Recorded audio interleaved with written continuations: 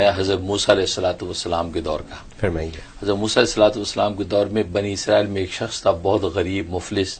یہاں تک کہ ایک وقت کی روٹی کا بھی انتظام نہیں ہوتا تھا، فاقے گزرتے تھے۔ ایک مرتبہ وہ چلا جا رہا تھا تو راستے میں حضرت موسیٰ علیہ السلام مل گئے۔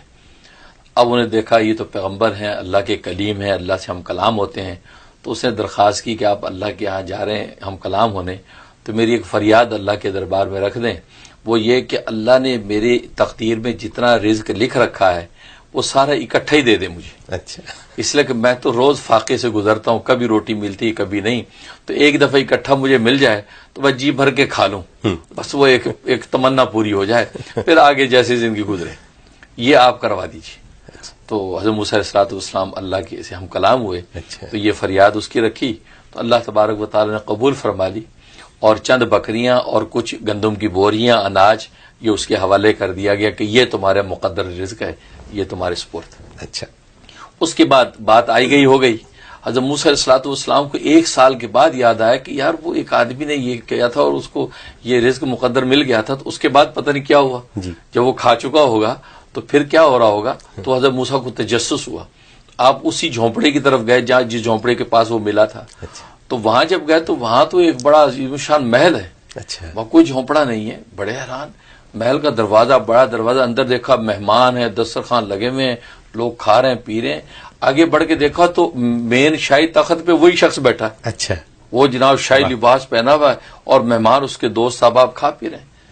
بڑے حیران ہو کہ یا اللہ یہ وہی آدمی ہے، اس کا مقدر رزق تو چند بوریاں اور چند بکریاں تھی، یہ کیا ہو رہا ہے؟ فوراً اللہ سے ہم کلام رب ذوالجلال، یہ کیا ماجرا ہے؟ اس کا مقدر رزق تو مل گیا تھا اور یہ آدمی آج تو یہ شاہی خزانے لے کے بیٹھا۔ تو اللہ تبارک و تعالیٰ نے فرمایا کہ اصل میں اس نے میرے ساتھ تجارت کی تھی، اور تجارت میں اس کو نفع ہوا۔ تو حضرت موسیٰ علیہ السلام نے کہا رب ذوالجلال کون سی تجارت؟ کا تجارت اصل میں اس نے یہ کی تھی کہ اگر یہ خود اپنے ذات پہ خرچ کرتا تو اس کا اتنا ہی تھا جتنا میں نے دیا تھا، وہ ختم ہو جاتا،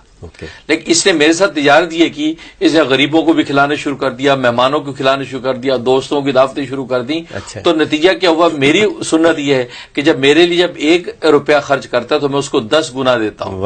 لہٰذا اس کے اندر میں جو ملٹی پلائی ہوتا جا رہا ہے یہ سارا رزق، یہاں تک کہ آج اس کے بعد محلات ہیں اور سونے چاندی کی تجوریاں ہیں کہ وہ تھوڑا جو ملٹی پلائی ہوا۔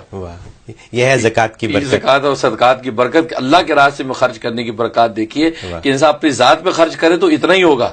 لیکن جب اس نے دوسروں کو دینا شروع کر دیا تو اللہ تبارک و تعالیٰ اس کو کیسے ملٹی پلائی کرتے ہوئے آگے بڑھاتے رہتے ہیں۔ بلکہ میں تو کہا کرتا ہوں یہ بالکل کامن سینس ہے کہ ایک دانہ اگر ہے گندم کا، اگر آپ اس کو چبا کے کھا لیں تو ختم ہو گیا، اسی دانے کو زمین میں آپ دفنا دیں تو وہ 100 دانے اگا دیتا ہے۔ ایسی بات صحیح ہے، بالکل ٹھیک ہے نا، بالکل۔ تو زمین کے اندر اللہ نے وہ زرخیزی رکھی ہے کہ ایک بیج آپ بو دیں تو وہ 100 بیج بوتا ہے، آگے پورا تناور درخت بن کے سینکڑوں آم اس پہ لگتے ہیں، لیکن اگر ایک آم آپ نے کھا لیا تو ختم ہو گیا۔ بالکل اسی طریقے سے اللہ کے راستے میں جب دیا تو اللہ تبارک و تعالیٰ 700 گنا تک جب بڑھاتے ہیں تو یہی ہوتا ہے۔ یہ اصل میں وہ راز ہے کہ اللہ جو ہم سے جو کہتا ہے کہ میرے راستے میں خرچ کرو، اللہ اصل میں ہمارے مقدر رزق کو بڑھانے کا ایک ضابطہ ہمیں بتانا چاہتا ہے، اس کے نتیجے میں وہ مال بڑھتا ہے۔ بعض نالائق لوگ یہ کہتے ہیں جی ہم اپنے خون پسینے کی کمائی غریبوں کو کیوں کھلا دیں بھائی، ہم کھائیں گے ہمارے بچے کھائیں گے بھائی، بس پھر وہ ان کا صورتحال وہی ہے کہ وہ چند بوریاں چند بکریوں پر ہی رہ جائیں گے، وہ آگے نہیں بڑھیں گے، تجارت نہیں ہوگی۔